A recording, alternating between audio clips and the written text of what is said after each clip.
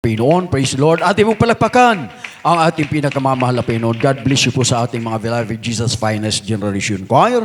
Sa inyo po mga pinagpalang awitin handog sa ating pinakamamahal na Pinoon. At tayo po tuloy-tuloy na may minamahal sa isa pang bahagi ng gawain ng mahal na Pinoon. Ito po ang pagkakaloob ng ating may ikasampung bahagi kasama mga handog. At narito muli ang ating beloved preacher, beloved Brother Jeannie Bergonyo para sa pagpapaliwanag po sa ating mga ipagkakaloob.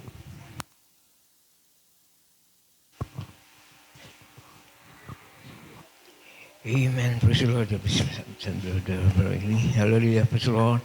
At sa muli naman ang pinakamataas sa pagpupuri, pagluwalhati, pagdadakila at pagsamba ay tanging sa ating pinakamamahal na Panginoon sa Salaman. Double honor and respect to our beloved evangelist, Pastor Wildy Estrada Almeida, then prophet of our loving God sa kanyang mga beloved children.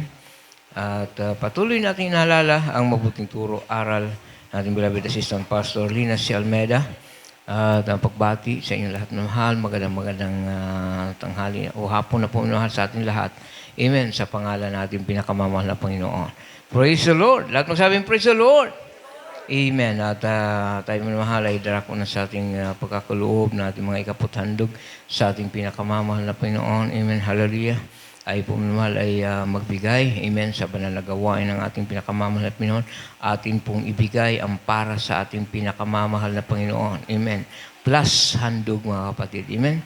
Kung atin pong napapakinggan yung mga nagpapatutuo, nariyan po minamahal ang yung iba po minamahal ay pinaalalahanan.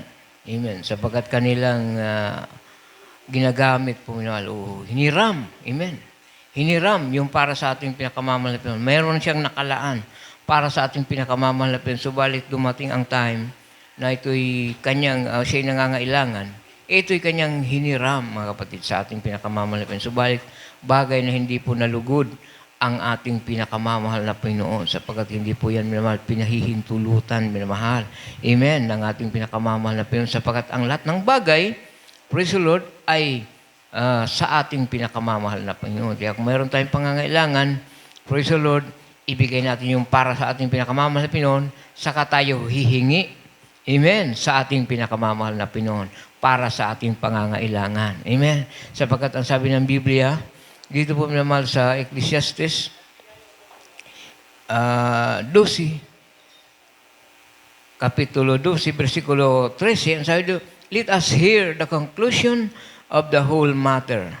Fear God and keep His commandments, for this is the whole duty of man. Amen. Praise the Lord. Kinakailangan daw po minamahal na nandun yung takot natin.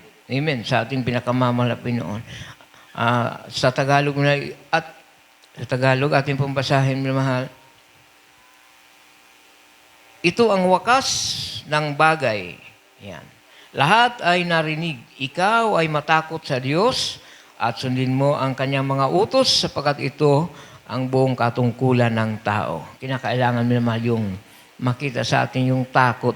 Amen? Sa ating pinakamamahal na Panginoon na sinasabi ng Proverbs, the fear of the Lord is the beginning of wisdom.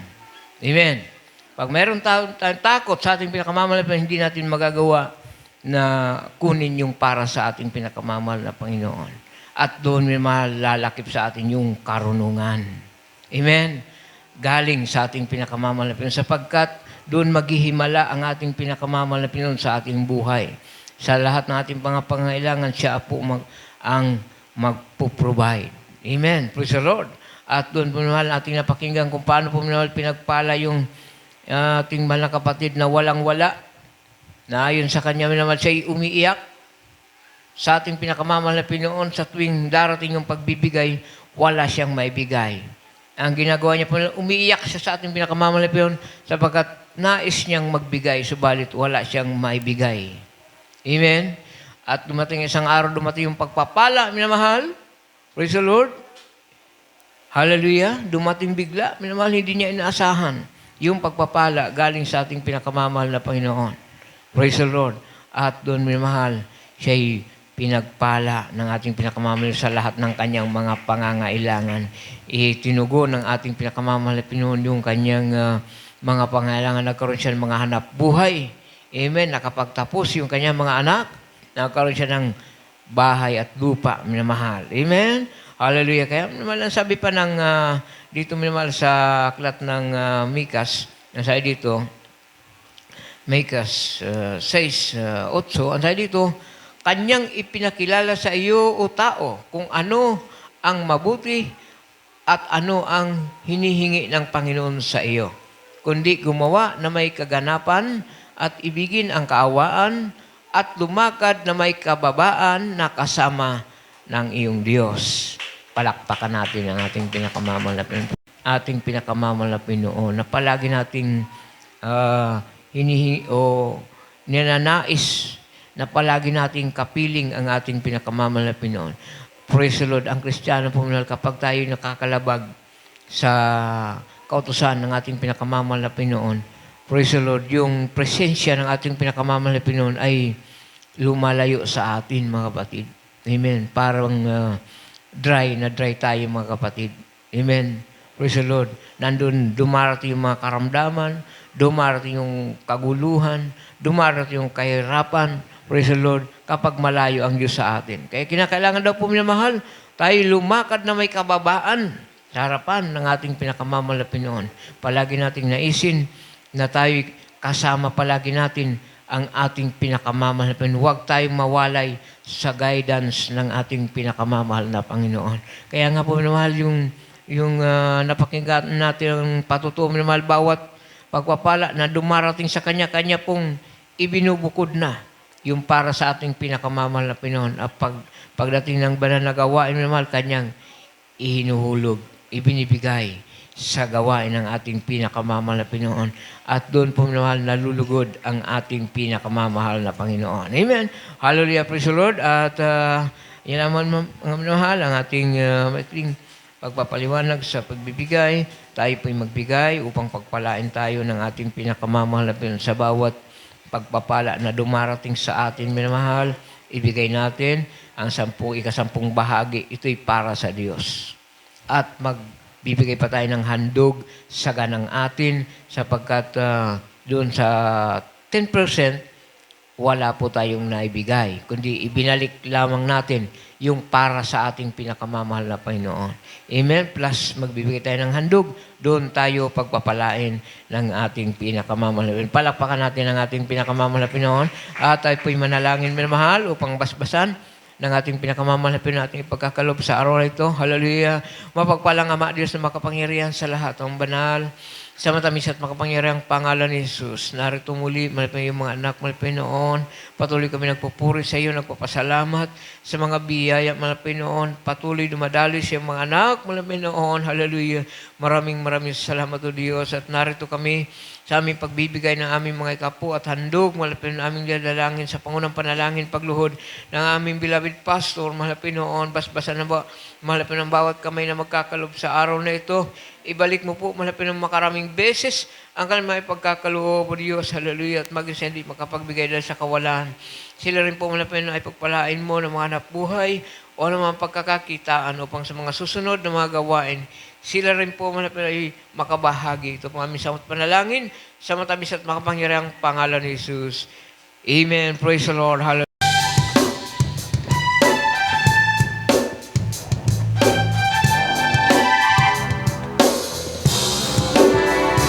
Magbigay, o magbigay, pangako niya sa'yo ay may katuparan. Hindi ka niya iiwan o pababayaan ka. Pangako niya sa'yo ay walang hanggan.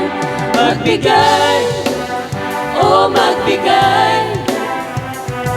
pangako niya sa'yo ay may katuparan. Hindi ka niya iiwan o pababayaan man. Pangako niya sa'yo'y walang hanggan. Dapat mong subukan ang pagbibigay upang sumagana ang iyong buhay. Ibagin sa puso ang alinlangan upang buksan ang Diyos ang kalawitan. Magbigay, o magbigay,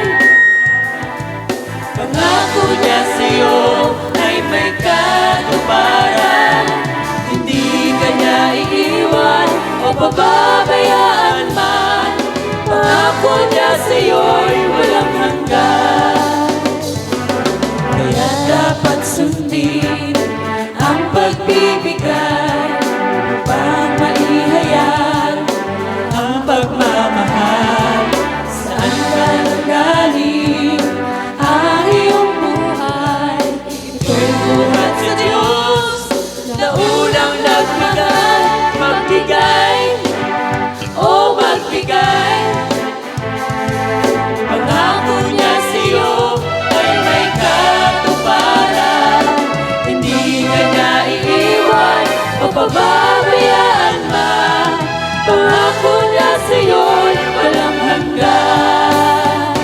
Magbigay, o magbigay. Pangako niya sa'yo ay may katuparan. Hindi ka niya iiwan o pababayaan.